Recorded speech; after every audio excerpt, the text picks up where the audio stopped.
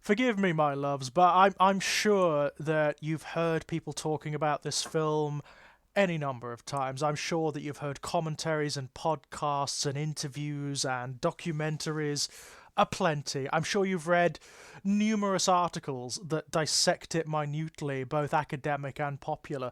But there's a reason why it's so pervasive in popular discourse. There's a reason why it comes up again and again and again and again. And that's simply because it is one of the most consummate expressions of cinema as a medium of narrative and of visual art that exists. It's not, I mean, it tends to be classified as a horror film, which is kind of interesting because it's one of those wonderful pieces of work that defies classification. It has elements of a kind of a it certainly has elements of a horror film, elements of a supernatural film even, but it also has a murder mystery core to its central plot. It also has a domestic drama with regards to Donald Sutherland and Judy Christie's characters, who are experiencing hideous traumas that are placing incredible pressures upon their marriage. It's a it is a strange genre-less piece of work. It utterly, like a lot of the very best work out there, it utterly defies any parameters or classification of genre you can throw at it. It is simply a beautiful piece of work.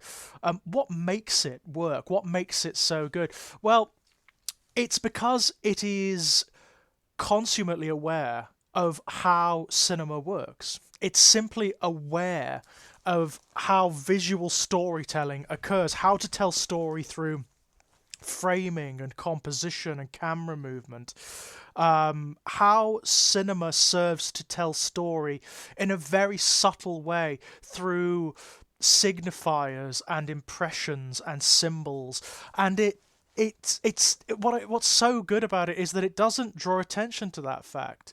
There is no moment in this film where the recurrent symbols, like for example the spot color red, or the play of light on water, or stained glass windows, there is no point at which the film sits down and explains what this visual shorthand is about. It relies upon you as the viewer, as the audience, to be intelligent enough to understand, to intuit it. And it doesn't even expect you to do so on a conscious level. It's actually very hard to do. Whenever you come up against reviews or essays or articles on this film, they tend to struggle with the symbolism because they're trying to pin it down. They're trying to make it, to force it into a format or a shape where it means something defined and specific. And it doesn't. That's the point. There are any number of potential interpretations of what the visual shorthand of this film actually means. You've got to sort of put together your own lexicon in that regard. It's a film that is very deft because you can pick up those symbols. You can actually appreciate those symbols and that visual shorthand from a single watch, because the film very cleverly spells it out in its first scene, but with no exposition at all. No exposition, no explanation. It shows you. It shows you what these colours are. It shows you what these images are and the context in which they are going to occur and the gravity that they're going to have. It's an amazing feat of visual storytelling that has very rarely been equaled, let alone bettered. It is beautiful, based on a short story by Daphne du Maurier by the same name, Don't Look Now. It's a very different story from the short story, very, very different, which it necessarily has to be. I mean, written prose is a very different medium from cinema, as are video games from television and so on and so forth. All of these different mediums have their own particular means of telling story, their own grammar, if you like. And Don't Look Now is so consummately aware of the grammar of cinema that it's effortless. you don't see it. It doesn't, like a lot of present day films, a lot of those which might be considered, say, art house, or that might be considered, I suppose, the equivalent of literary in the written fiction world. There is this horrible tendency for them to try to call attention to the fact of their own cleverness. You know, they try to tell you about their themes and about what they're doing and try to explain it far too overtly, which doesn't work. It actually has the effect of taking you out of the fiction, funnily enough. This doesn't do that. It doesn't do that at any moment. The characters never actually become aware of what's happening. They are, it's one of the most terrifying themes of the story, which is this notion of a kind of predestination where we are all sublimely out of control, and there is no way of defying what fate has in store for you.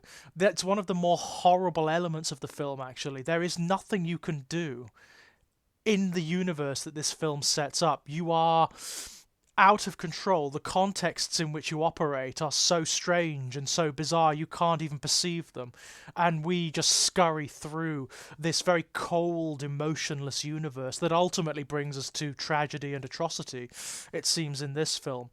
But not exclusively. That's one of the wonderful things. If you look up those very internet-friendly lists of top 10 blah blah, or top 100 this or that, you know, the top 100 scary scenes, the top 10 sex scenes, for example, the top 10 romantic moments, you will find this film in the top 10 of several of them. The ones that it most consistently appears on are the top 10 scariest moments, and that is for the end of the film, the conclusion of the film, which is actually terrifying. It's one of the most terrifying climaxes to a film I have ever seen, because it all comes together. Everything the film has been foreboding and building up in your mind with its visual shorthand all culminates, and it's horrific. It's intense, it's powerful, it's disturbing, and it is despairing. It's phenomenally despairing. There is no redemption in this film. And the other is the top 10 greatest sex scenes or greatest romantic moments. There is this moment of reconciliation between Donald Sutherland and Judy Christie's characters shortly before the climax of the film, which is a sex scene. And it's erotic, it's shot as a sex scene, it's beautifully done. But it has this wonderful conceit about it, whereby the sex scene itself is intercut with fragments of them dressing the morning after and going about their business as an estranged married couple. It's really beautiful. It's a strange, odd thing to do, but it works so well. You have to bear in mind that at this point in the story, Donald Sutherland and Judy Christie's characters have been estranged for quite a while, since the horrifically accidental death of their daughter, who drowns in the first scene as a result of what might be an accident, or what might be some hideous twist of some supernatural fate that's pressing down upon them. Again, it's never really explained. It's just, you just see what happens, and that's all. But it's had a terrible effect on their marriage. They are on the edge of estrangement and separation. And the sex scene is this moment of reconciliation for them. It is a moment where they are brought back together for the last time, before the climax of the film, before fate intervenes again, and before it reminds them and us of just how merciless and cold and brutal the mechanisms of reality are. So you have this incredibly beautiful erotic scene, romantic scene, that is fantastically shot and incredibly atmospheric, counterpointed by the conclusion, by the finale, which is pitch perfect. I mean, the finale is pitch perfect. It is one of the best horrific endings to any film I've ever come across. It never fails to raise my hackles. It never fails to disturb and distress to the nth degree. There are so many questions left at the end of this film. It's very difficult to discern precisely what is going on, but there have been any number of essays and articles and reviews that try to do exactly that, which I would say is a mistake. It's fun to do. It's fun to sort of extrapolate and come up with potential interpretations based on the symbolism that the film provides. But I would very much hesitate to try and pin it down absolutely, because the film defies that by its very nature. It is symbolic visual storytelling. It's very postmodern in that regard. It allows you, it actually unveils the audience. It draws you in, and it lays a certain degree of responsibility in your lap. Rather than telling you everything, rather than giving you every little bit of backstory or mythology for what is happening, for its own plot, it actually just gives you events and symbols and visuals, and then it says to you, okay, what do you think is happening? What do you think this is? How do you interpret this?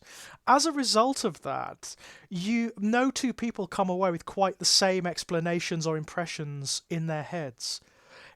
I love that kind of storytelling. For me personally, that is a kind of storytelling I absolutely adore when it's done well. It's something that comes up in many of the video games I enjoy that we've played on this channel. Bloodborne and Dark Souls does it beautifully. Visage does it. Quite a few of the games we've played do it. It's a very hard thing to do. It's a very hard thing to do well. And this film does it in the most amazing, subtle and brilliant way. It is absolutely astounding. A powerful watch, this one. A powerful watch.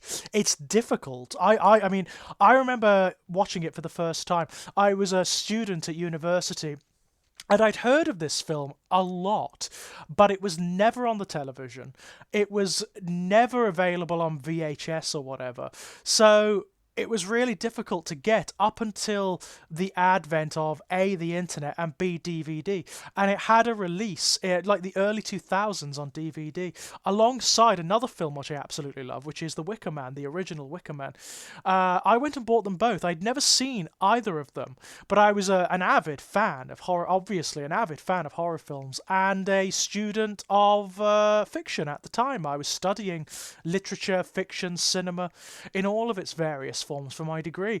So I went and bought them both and watched them both back to back. I watched The Wicker Man first, then I watched Don't Look Now, and they both destroyed me. The Don't Look Now in particular emotionally left me feeling so tired. I think I fell asleep after, because it's so exhausting, it's so intense when you sit down and engage with it. And by the way, this is a film where you have to do that. You can't like put it on and then go and do something else and listen to it in the background. It doesn't work like that. You've got to sit down and watch every moment and engage with it in a way that is often not the case with a lot of present day pieces of work. You have to do that in order to understand and appreciate it. It is beautiful. It's an example of what I would call beautiful horror. I know we've spoken about that before on this channel, and I know a lot of people find that concept rather difficult. When I talk to, I hesitate to say it, but the layperson, you know, people on the street or people in sort of my public circles, when I talk to them about like how beautiful horror films can be, they look at me gone out. They look at me as though it's a contradiction, which it's not. It isn't. Horror can be absolutely beautiful. It often is absolutely beautiful. It just relies upon a certain rearrangement of prescribed notions of beauty. That's all. And this film is something else. It's something else. Very different from the original short story.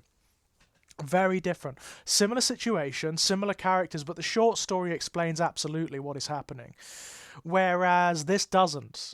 This leaves it up in the air, and I actually think this works better. This is the better version of the story, and it's incredible. It's incredible. I mean, I would recommend it, but with caveats. It is intense. It is astounding. It does really engage you in a powerful way. It does things to you, this film. It makes you feel such powerful emotions, and it may be one to avoid if you're feeling fragile, if you're feeling depressed, or especially if you have association with some of the elements in it. There's child loss in this. There is marital trauma. There's a lot going on here. There's a lot going on. It's a beautiful, beautiful, complex, clever work of art. I mean, I don't know what else to say about it other than it's one of my favorite films, and that's a rare thing for me to say. I don't tend to say things like that because my tastes change so often, and what that incorporates may be different from day to day. But Don't Look Now is right up there. Don't Look Now is right up there as one of the most beautiful pieces of cinema you will ever see. Intense, despairing, dread-inspiring, terrifying, and absolutely beautiful.